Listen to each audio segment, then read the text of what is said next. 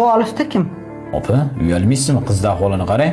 Ahvoliga nima qilibdi? Farhod Hamidovich, siz bu yerda nima qilyapsiz? Menga qara. Sen uygacha o'ynishlaring olib keladigan bo'ldingmi-da?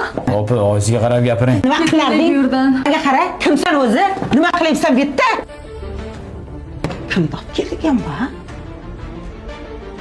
Nimaga uyimga bordingiz deb so'ramoqchi bo'lsangiz kerak. Yo'q, siz rahbarimsiz. Bizni birga ko'rishsa menga muammo bo'ladi. Endi birga ko'rishga ko'nikishadi. Siz menga yoqib qoldingiz. Sizni samimiy tabassumingiz menga onamni eslatadi.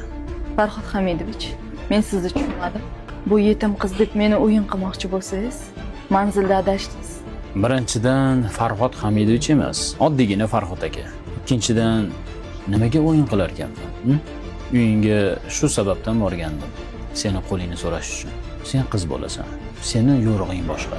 Menga imkon ber. Seni baxtli qilaman. Baribir kelsan-da, boradigan joying bo'lmagandan keyin yuzimizni yerga qarating, san qiz.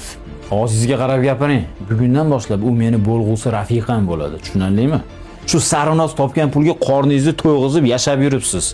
Ha? Yana o'sha puldan mahrum qilib qo'ymaysiz-ku.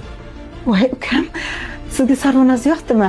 Agar uchrashgingiz kelsa, bemalol uchrashishga kelavering ukajonim. Faqat meni mullajiringdan mahrum qilib qo'ymang ukajon. Bo'ladimi?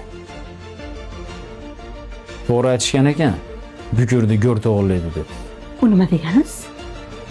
Ketdik.